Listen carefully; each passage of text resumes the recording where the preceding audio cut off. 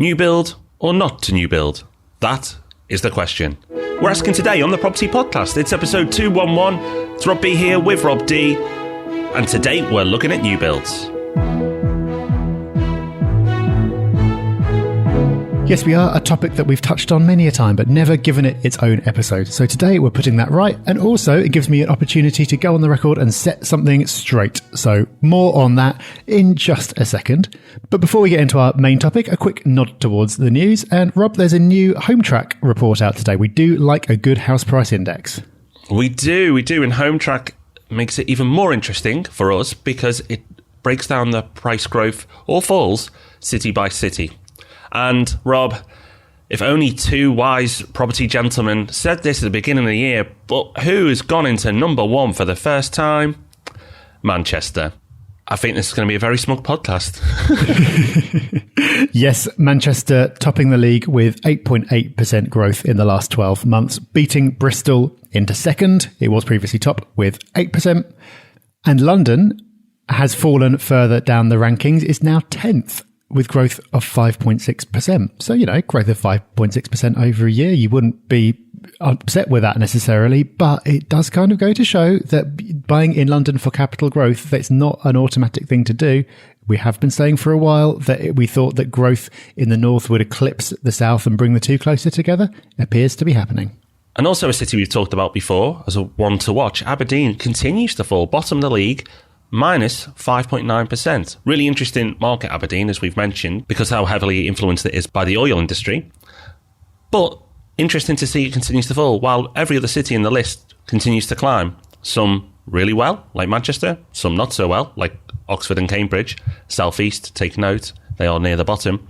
But Aberdeen, minus 5.9. I really like these tables, Rob, because it feels like every month we're getting a bit more data and it feels a bit more current rather than waiting to the end of the year. You get to see trends happening without having to wait to the end of the year. Yeah, you can. And there's all these really interesting trend graphs on there as well. So you can sort of see London, Oxford, Cambridge. You can see the bars sloping down. So the growth is slowing and slowing and slowing. And you can see others where they're really picking up, others that are a bit more all over the place. But you can really start to see the trends, like you say. So if you're into that kind of thing, then you can go and check that report out. We'll link to it in the show notes for this episode, which are going to be at thepropertyhub.net/new build. Okay, so before we get into new build, worth a mention, Rob is trekking all the way up to Scotland for next week's meetup. So anybody in Scotland, go and visit Rob. But I thought we could make this interesting, Rob. You're off to Scotland. The King's Cross meetup leader, Gavin, is away. So I'm going to step in and host the King's Cross meetup. Let's have a Scotland versus England. It's not like we don't do that enough in this country. Who's going to get the most? King's Cross or Edinburgh? So there we go. We've thrown the gauntlet down. People of Scotland and people of London and England, if you want to travel to London. Who will get the most numbers? Rob's at Edinburgh.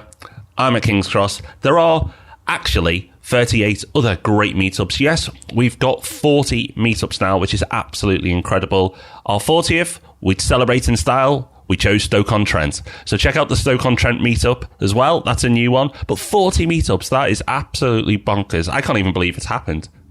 It is pretty nuts. So if you'd like to get along to any of those, especially Edinburgh, give King's Cross a miss. That one's not very good. If you'd like to come along to any of those, especially Edinburgh, then go to thepropertyhub.net/meetups. That's where you can get your free ticket. It's completely free. All you need to do is register. You can go along. You can meet friendly people. You can learn a lot. You can have a drink. What's not to like? Nothing, I tell you.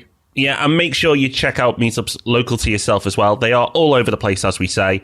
So again, you can go direct to it, but if you go to thepropertyhub.net/new build, which is this week's show notes, we'll put a link there and you can book your free ticket. Okay, Rob, topic of the week, and this is an interesting one because you hate new builds. Right, okay. Somebody has put a billboard out there somewhere that has this on it. I don't know where, I don't know why, I don't know what's going on, but for some reason, people have the impression that I don't like new builds. This isn't something that I'm aware of having said or written or hinted at or anything. But for some reason, I've had this multiple times. And I know you were saying, Rob, that you'd had people say this to you as well. Why my opinions on this are such a hot topic of conversation, I do not know. But this seems to be something that's out there. So today is my opportunity to put this straight. I have nothing against new builds whatsoever. I've not bought one, but that doesn't mean I don't like them. It just means I haven't bought them. There's lots of things that I haven't done that I quite like. So there are lots of reasons to like new builds. There are also reasons why they might not work for you. We're going to run through all of those in this episode, but I'm happy to set the record straight. Wow. Felt like a political broadcast of some sort then. Thank you, Rob. Right. Okay. So as Rob said, we're going to look at the reasons why you might invest in new builds and why you wouldn't. We're going to look at both. It's important to have some balance. So we're positive. So we're going to start off with the why you would. And straight off the bat, a pretty obvious one is everything is new. So all your appliances are new. You get a 10-year warranty. Why is this good? Because you like shiny things? No, it's because it's perfect for hands-off investors. So if you want to be a hands-off investor or you have no choice but to be a hands-off investor, then having a new build in your portfolio is going to make life a lot easier. Because if everything's new, it's going to come with warranties and it shouldn't break, and you won't have to refurb as often or even refurb to get the let off the ground. So if you're a hands-off investor, new builds aren't just something you should maybe consider. It's something you should seriously consider because it's almost the perfect fit. There are plenty, as we'll get to, strategies that don't fit new builds. But for the hands-off investor, which I raise my hand, which you can't see, I am one, they work really well for me because the potential for problems and issues is dramatically reduced. Doesn't mean you can't have them. Of course things go wrong. However, it's far more likely to go wrong with a Victorian terrace than a new build property. Yep, stands to reason. And for the right kind of investor, of course, that is a big benefit. Another benefit is there's the possibility of getting that elusive BMV below market value if you buy in volume. If only there were a company that would do this for you. But you could do this as an individual as well. If you are in a position to buy multiple units, you're more likely to be able to get a discount on a new build than if you just went and bought multiples of any other property, because new builds are built by developers. Developers have targets, they have year ends to meet, they sometimes have mid-year figures to meet, and they also get to a point where they just need to get a development sold so they can move on to the next one. That means that if you're in a position to go in there and say, look, I'll take 3 or I'll take your last 4 or whatever it is, then there's that possibility of getting a good deal. Only a possibility, of course. Not saying it's easy, but it's a possibility that exists with new builds that's unlikely to apply in other circumstances. Yeah, and before people go, oh, nice one, this one's for Rob B because of RMP property. Far from it. Go to thepropertyhub.net, look at our courses, and there's actually a course on there where we teach you how to source BMV property yourself. So yes, of course, like Yellow Lettings, we have companies that can help you if you want it, but you can do it yourself. We teach you how to do it. There's no secrets. So check out that course as well. We'll link to it in the show notes. Okay, so another advantage of new builds is the appeal from the tenant's point of view. Because it's a bit like getting a new car, isn't it? Like, all things being equal, you'd rather have a new car than an old car. You'd rather get into it, you'd be able to smell the leather, everything would be brand new, it would work perfectly, rather than spending the same amount on a car that maybe smells a bit, maybe there are some chewing gum wrappers down the side of the seat. It works perfectly well, but it's just not quite the same. It doesn't have that new sheen. Of course, if you're buying a car, you'd have to spend more for a new one. But from a tenant's point of view, if the rent is more or less the same for a brand new property versus an old one, you'd probably go with the new one. Of course, new builds tend to be certain types of property. So if it's a flat and you've got a tenant who wants a house with a garden, then it doesn't apply. But if you're comparing like with like, then as a tenant, of course, you're going to want to be the first one to live there and have everything shiny and brand new for you. So it does help in terms of lettability. Of course, you could take another property and do a great refurb to bring it up to that standard where it appears to be everything brand new, but that involves a lot more effort and it involves spending some more money. So that takes us back to that first point about how new build is good for hands-off investors. So it works well in terms of maintenance for you, but it works well in terms of appeal for the tenant as well. Another benefit, and this is in theory, is the buying process is easier. For one, there's no chain. You're buying directly from the vendor who's built it. So that process of buying the property should be a smoother process. And often it is, particularly if it's a big house builder. However, there are exceptions, and property being property, it's not always the case. However, if you did 100 new build deals and you went through the conveyancing process and you did 100 second-hand deals and you went through the conveyancing process, you would expect new builds to have an easier ride on a higher percentage of those deals. So It's not a guarantee, but it's a bonus. I found working with the big national developers in the past when we've done deals with them, that their systems are robust and they're good at getting deals through and they run quite nicely.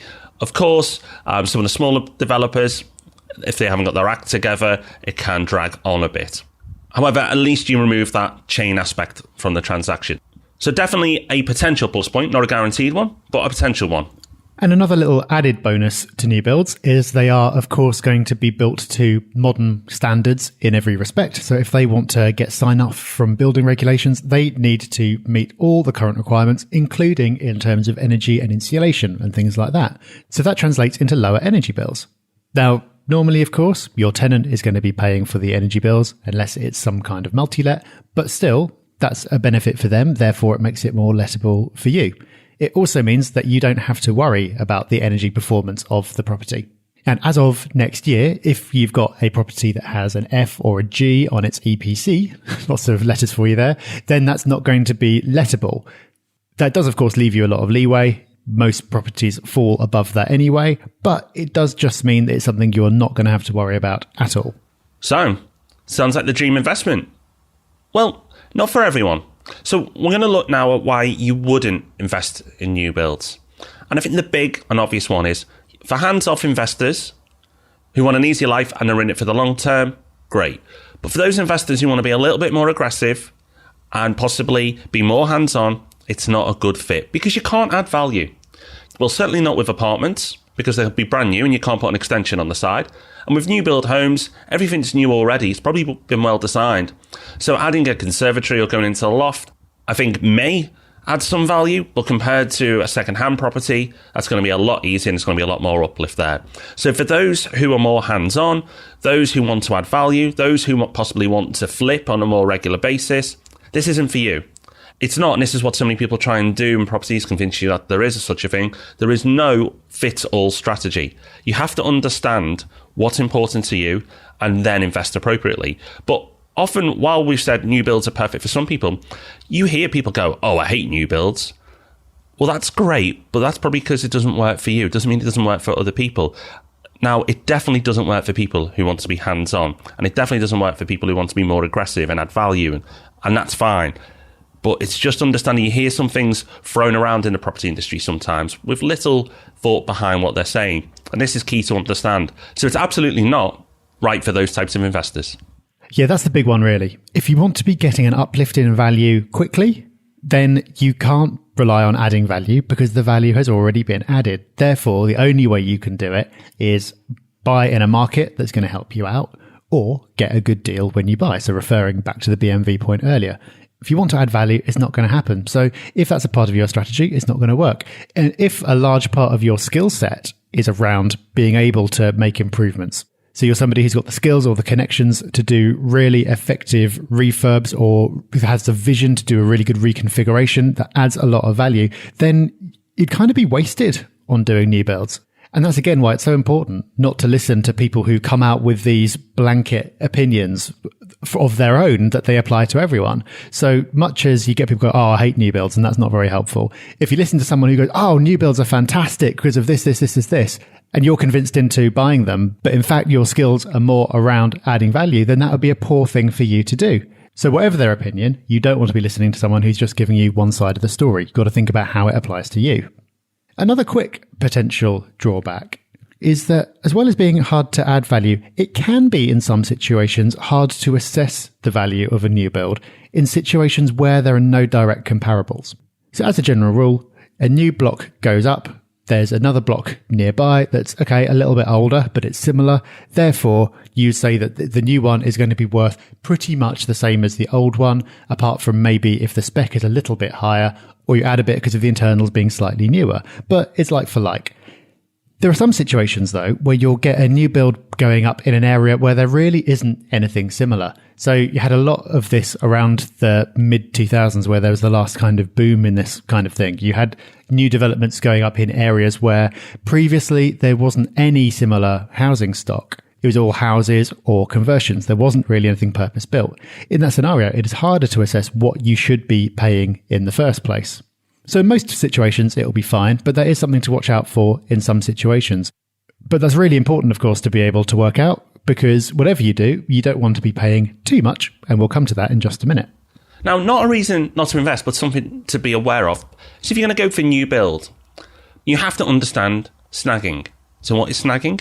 When you get a new property, you're given the opportunity to go and snag it, which basically means check the property, because it's meant to be a new build. So if a door is hanging off, then it's not looking so new. So you go through and you mark all the defects. Now this can be quite time consuming. So if you're going to do it, look at using a snagging company. It's something I've always recommended to investors I've worked with, particularly if they want to be hands-off. Continue that hands-off experience and use a snagging company, because you might miss things and then your tenant spots it 6 months later. You're going to struggle to argue whether it was the tenant and it was damage or whether it was there originally. So snagging is something you should do properly, because if you're going to get a new build, one of the benefits is it is all shiny and new. Make sure it's snagged properly. So another thing is, as Rob mentioned, pricing, as with any investment you look at, has got to be right. You've got to get the right deal. Even if you can't get B&V, you don't want to make sure you're paying over the odds. Now, there was another type of saying in property that I don't hear as much anymore, because I think it's a newer wave of investors. But people used to say, oh, but isn't new build overpriced? If it is. So what do I mean by that? Well, you have to look at comparables. You don't pay 20% more for a new build just because it's a new build and it's got a shiny brochure. You have to look at like-for-like comparables and establish what the market value is. The reason why people, and particularly investors who've been in the market for a long time, sometimes talk about new builds being overpriced is because once upon a time, new build developers got away with overpricing, and that was before 2008. So before 2008, before the last crash, we had a boom. And I was working in a boom for a new build developer. And they used to revise their price upwards every 30 days. And they would just charge whatever they felt like, it seemed, month by month. But it was always going one way, up. The local comparables in the market wouldn't stack to these developments. No close like-for-likes would work. And also the yields didn't work either. You can kind of see why. So properties were overpriced. And when the crash came, they were hurt the most. But what happened after 2008 is surveyors were very, very nervous and sceptical, and actually went the other way and started being very aggressive with down valuations, particularly on new builds. So developers quickly had to get in line and use sensible pricing. Gone are the days where you can just throw a price on and developers will sign it off willy-nilly. It doesn't happen anymore. Surveyors are at risk. If they sign stuff off and that development goes pop, that surveyor could be out of business if there's a claim against their insurance because they overvalued a property. So it doesn't happen anymore. But again, it's one of these things you hear said in the industry, particularly old hands who've been around it for a while, but they've not updated their thinking. But how do you know for sure? You just do research.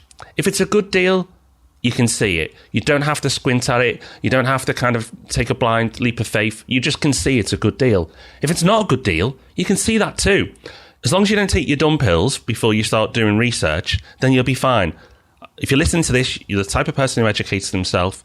So by doing research, you can see whether that deal, that new build, is at market value, below market value, and potentially a bit punchy on price, but it can't be too aggressive because surveyors just won't sign it off. All very true.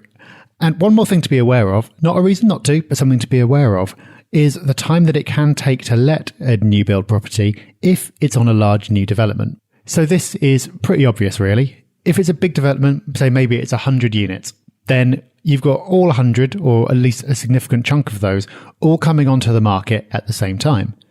Even if there is really robust local demand, that's still a lot of supply coming on at the same time, and it'll take a while for the market to absorb that supply. So you've got however many properties you had before with however many tenants there were before, and then suddenly you chuck on a load of new properties. Now that of course means that it's going to take a little bit longer for some of those to let. It won't necessarily. Some of them in that development will rent extremely quickly because someone will come in and go, oh yeah, brilliant, this is a great development, very happy to move in. It's always going to be random as to which one that is, but there'll be another that ends up being the last to let. Because, as I said, there's suddenly a lot more stock. So it can take, if you're unlucky, longer for the property to let the first time round. And that's the important bit. It's the first time round. Because, of course, that one time, you've got all that stock coming onto the market at the same time, all competing with each other. Because tenancies are all going to be different lengths, Some people will stay for 6 months, some will stay for a year, some will stay for 2 years. There'll be random amounts of time in between. They're never all going to come back onto the market at the same time again. Therefore, in the future, it's going to be just like any other property, and in fact, rent really well because it's still nice and new and modern and everything else. So it's just something to be aware of. If it's absolutely critical for your finances that you must get it rented in the first week or two, then you could be in a bit of trouble. And of course, you shouldn't be cutting it that fine anyway. But as long as you're expecting it and you're not panicking when it takes a little bit longer the first time, you're not suddenly starting to think, oh, I've bought a bad investment here. This is never going to rent. I'm going to have this every time. Then it's not really an issue. But it's just important to have your expectations set correctly in the first place. As someone who has a profile of someone who probably should invest in new build, someone who's busy, time poor, myself, then this for me is the biggest risk downside. And as Rob said, it's only the first time round. But that's why at RMP we put the rental guarantee in. I won't go into it in too much detail now because this is not a sales podcast, but that was the one risk I could see. So we took it away with the rental guarantee for the first time round. Like Rob said, it's the first time round. We've actually seen it through yellow lettings where we've let a load of property the first time round. Some have been snapped up straight away. Some have taken a bit longer. But once they come back on the market, snap, gone. It's a lot quicker because, as Rob said, the market's absorbed those properties, that's stock. And then when it comes back around next time, there's only a handful on the market instead of 100. So I agree, that's the biggest risk, but that's why I've taken it away with that guarantee. But if you're doing it yourself, it's something to be aware of. And as Rob said, don't panic. It's just the first time round. And just make sure you've got a bit of cash flow to cover it if you haven't got a guarantee. So to wrap up then, should you invest in new builds? Well, I think the answer lies in something that Rob said earlier. Rob was talking about the pricing of new builds and saying, do your research, compare them to anything else. There's nothing inherently special about a new build. And I think that is the key. People think of new builds sometimes as being something completely different, that where almost like the old rules don't apply and you have to judge them by different standards. But that's absolutely not the case. A new build property is a potential investment that you could make just like any other. There is no investment that will be right for absolutely everyone. There just isn't. And it's the same for new builds. For some people, it'll be right. For others, it won't be right. The same as you could look at any given terraced house or anything else. That's not going to be right for everyone. Every property has its own advantages and its own disadvantages. Every property stands on its own and can be compared to others. So new builds, yes, they have advantages, but they don't deserve to be cut any slack just because they're new. When you're looking at the pricing, you shouldn't be paying over the odds. You should be comparing them to whatever's out there, and you should be paying accordingly. It's just a property. It happens to be new. That has some pros and cons, but it's nothing special. That means for some people it'll work. For others, it won't work. But it does mean that making blanket statements like, oh, you should never invest in new builds, or new builds are great, I only ever invest in them, doesn't make any sense. It's always case by case. And I think that's where self-awareness comes in, because you can go to different conferences, listen to different things, speak to different people. And a lot of people do have something we've referred to before as strategy bias, where people have a bias for their particular strategy and don't really understand you, but think you should do it anyway. Understand you. If you are, as Rob said before, hands-on, got a bit of time on your side, and have goals that are, not for the long term, then new build isn't going to work. But if this is a long-term investment, you're not great with DIY, definitely guilty of that one, and you're time poor, then new build is definitely one to look at. So it depends on you. So ask yourself, what profile do I have as an investor? What are my strengths? What are my weaknesses? And make decisions based on that. We've not said today that new build is perfect for everyone or rubbish for everyone. We said there's a balance. It's great for some people. It's not great for others. You've got to understand who you are as an investor and then make educated decisions. So there you go. New builds covered off. Record set straight. Hope you found all that useful. You'll also find useful our resource of the week coming up in just a minute, and we'll be giving you a sneak preview of what's coming up next week, and it's a good one. But before we get to all of that, Rob, I think you should read out an iTunes review. And lo and behold, we have one. What a wonderful bunch of people you are.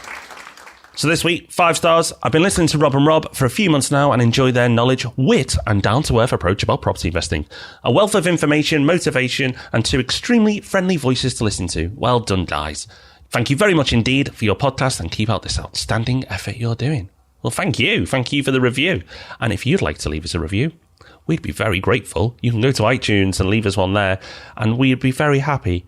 More 5-star reviews than any other business podcast, over 400. And that's down to you. So thank you so much for supporting us, getting behind what we do. Done this for a few years now, and how can we stop when we get such fantastic backing? So thank you so much if you've left us a review, and thank you so much if you're going to leave us one, because I know you will if you haven't. Yeah, we can't possibly stop when there are so many good reviews coming in and so many topics we're yet to cover. Many of those suggested by listeners as well. One of those is coming up next week as a case in point. But before we get to that, every single week we give you a resource that you might want to check out to improve your life in some way, big or small. This week is no different. And it is, Rob, focusmusic.fm. Okay, so we've given you a few resources like this before. One I can think of is Focus at Will. This is very similar. What is it? It's basically background music to work to that helps you concentrate. Now, for those skeptics, I can understand why, but all I can say is it works for me, listening to music that helps you concentrate. Maybe it's a placebo, maybe it isn't. But people claim that it helps you, and I personally have felt the benefit. And I've not used focusmusic.fm. However, it's free, so I wanted to list it because a couple of the ones we mentioned in the past charge for now. If you've got Spotify, there's a really good playlist, which is a concentration playlist for working. I'm personally using that one at the moment. I find it really, really good. And being familiar with the music as well helps because I'm not thinking about it because I hear it over and over again. Sometimes I'll listen to some Hans Zimmer tracks on repeat as well. Whatever your approach, doesn't really matter whether you use Spotify, Focus Music FM, Focus at Will, however you do it, just try it. If you need to get heads down and in some space where you just need to get some work done and you want to be more effective, give it a go. What's the worst that could happen? So you'll find the link to that in the show notes, which this week are at thepropertyhub.net/new build. Next week, we're talking about another topic that gets debated. A lot of people are always talking about new builds. People are also talking about interest rates all the time as well. And rightly so. Interest rates, if you're using mortgages, which most of us are, is a really important topic. At the moment, they're really, really low. That's great. But they're not going to be this low forever. How worried should you be about when they rise? Why will they rise? And when are they going to rise? Well, we're going to do our best to answer some of those questions next week. I think it's going to be a really interesting one. Interesting. Oh, see what you did. Right, okay, that's us done for another week. We will be back on Tuesday. You don't have to wait till next Thursday. We'll be back on Tuesday with Ask Rob and Rob. And of course, we will be back with the Property Podcast on Thursday. But remember, meetups are coming around. It's the first Thursday of every single month. The tickets are free. So go to thepropertyhub.net, pick up your free ticket, whether you go to Edinburgh, King's Cross, or one of the 38 other meetups around the globe. Just make the effort because you won't regret it. They're free, they're friendly, there's no selling. It's just like-minded people talking about property. Sounds good to me. Thanks, everyone. Have a good week. Bye-bye. Bye-bye. Thanks for listening to the Property Podcast. For show notes, all our past episodes, and to leave a review, go to thepropertyhub.net/podcast.